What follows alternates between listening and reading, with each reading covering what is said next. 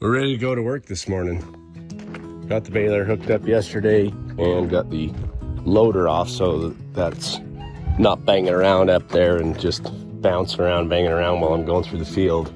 I don't need it on there doing that. So the baler we used earlier this year to bale up the other field, and I went through that this spring already and made sure everything was really good and cleaned and greased and checked over. And we only put, I think I baled 240 for me, and then for the neighbor was 150. So there wasn't very many bales that we ran through there. That's what 390 bales. But I did go through it again, just kind of looked over it last night and re-greased it and everything like that, so that everything should be good to go. So we shouldn't have any problems with the baler. I'm not anticipating any problems there because we've, like I said, I already went through that this spring. So we're gonna go make our way down there and get started baling, see how long it takes, see what kind of bale count we get out of this, and yeah, it'll be nice. It'll be nice to get it done. We'll see how it goes, and I'll probably put the camera on a couple of spots and just to have a good look at it.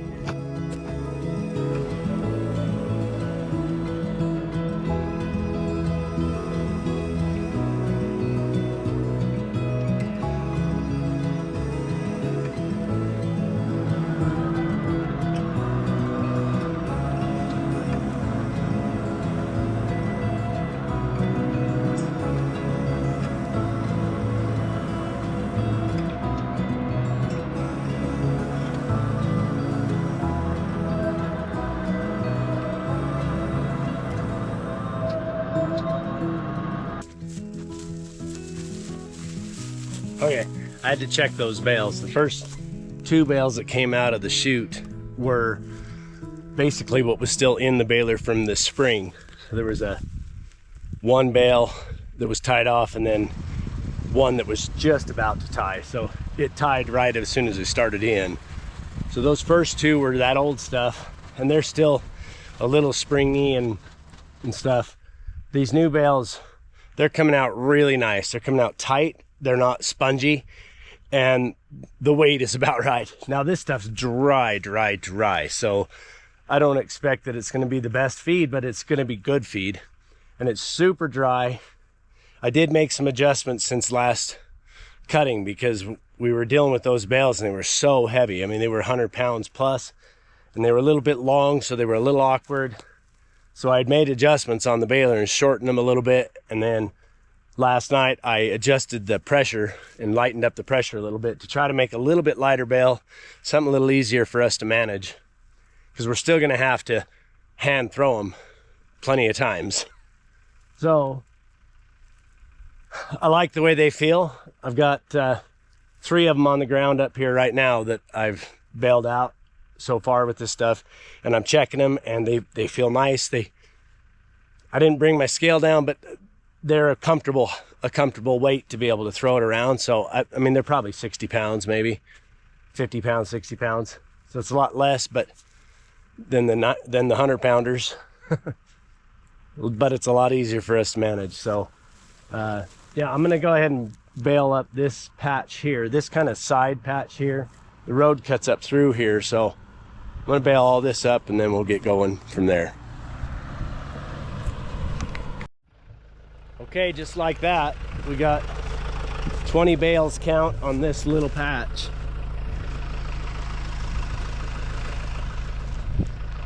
Now it's time to get over there and get all that going. I was checking a couple things when I was doing this, and one of them, when we double raked these rows together, a couple of these rows up here, there was 3 rows pulled together. So it was really thick and dense, and I wanted to see how that was going to bale, because there's a few spots down here where the grass is just super thick, and we raked it into 2 rows into one, and it's going to come fast and hard into the machine. So one thing I'm doing is modulating my speed. I certainly don't want to plug up that baler. I know what that looks like to dig out, and that's work, and I don't want to do that kind of work. So I'm trying to watch that, and a couple of spots here where it was thick enough I had to go into low range and first gear is basically my slowest speed to get through there and give it time. And I still had to kind of clutch a time or two to stop movement and let the feed catch up. So if it's going to be a thick, dense crop to cut, then we may not be double rolling it. We may just roll them over when we rake and have to deal with all that many extra rows. But for now, it's making good bales. I like the way they're coming out. They're coming out tight and good and square. Sometimes this grass hay tends to make spongy bales or round out the ends and stuff, and they're coming out pretty good. You can pick it up with one hand, so it's got to be probably on the 50-pound range. But you can see that a lot of that's really dry already, and it'll work for bedding. They'll eat what they want out of it. What they don't want, they'll just lay in it. So,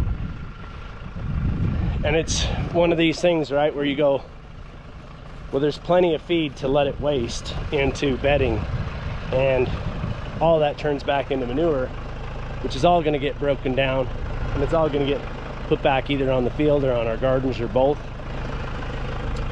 So it's still a win, in my opinion. I think that it's still a win no matter what, because there's feed in there, there's bedding in there, and it's all going to turn into manure that's going to go back to feeding the field and fueling the growth that's going to come in the future. So now I gotta shut up and go to work.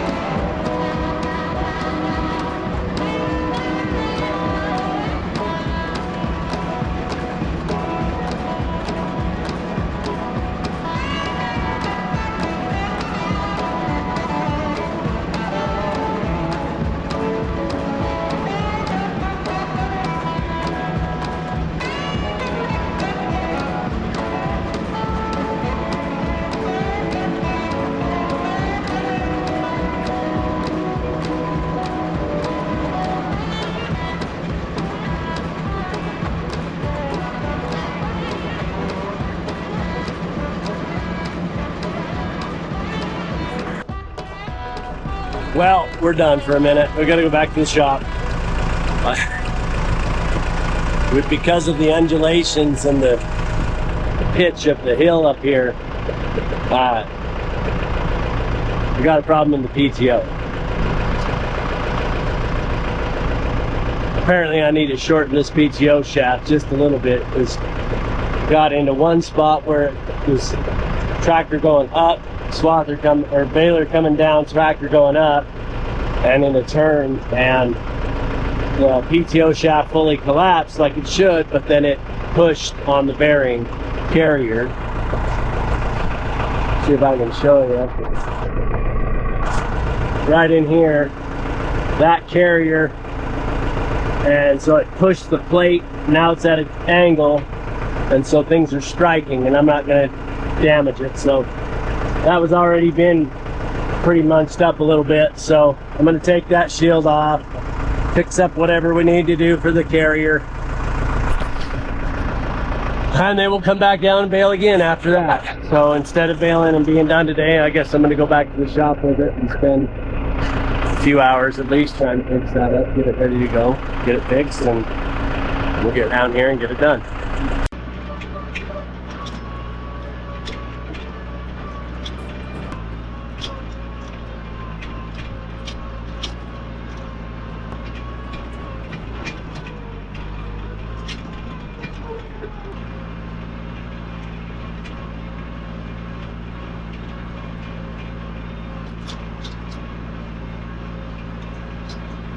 So this is where the problem is.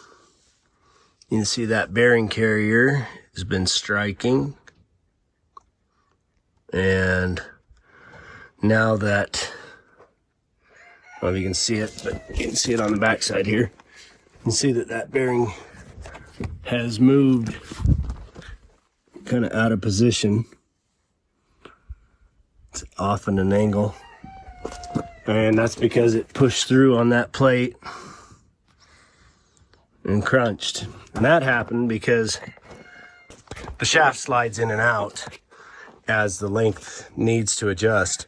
So you make the corner, and it basically, the tractor and the trailer tongue, the baler tongue, form a tighter triangle in that point, and so this one has to shorten up. And I didn't have a problem with it last time at all, but I think because this is so much steeper out there,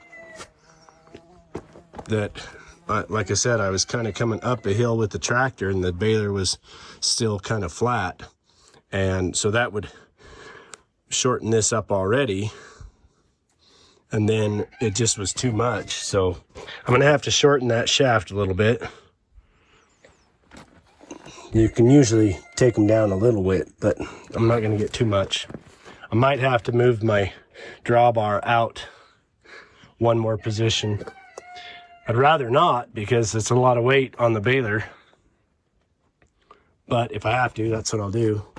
I'll take the shaft apart, see if I can shorten it, just to make sure. If I can't, then my next move would be to just extend the drawbar. It's got several positions, so I'll pull it out farther. But I got to get this shield off, figure out what it's going to take to straighten out that bearing, and fix that plate.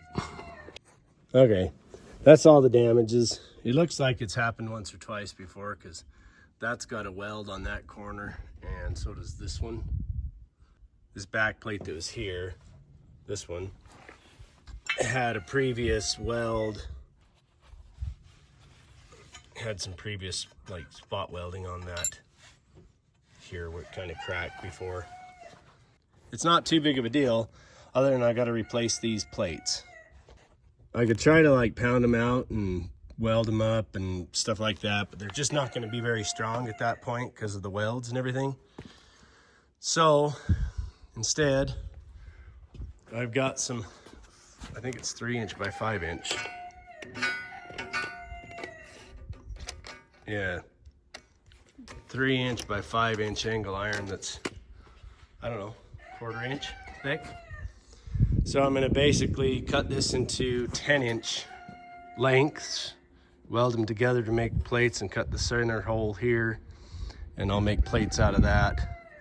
And that'll give me the ability to put it in there and kind of give room for the guard to mount onto. Like you can see, these have got long, short little tabs that come out this way for that guard to bolt on. And this would essentially be that tab. So it'll work out fine for that. It'll kind of create its own guard on the side, and then I can still put a thing over the top. So now I just got to go into fabrication mode a little bit. Cut half circles, cut them to length, cut bolt holes, and then bolt everything into place and weld it all up, and still got to shorten that drive shaft on the tractor side of that. And we'll be good.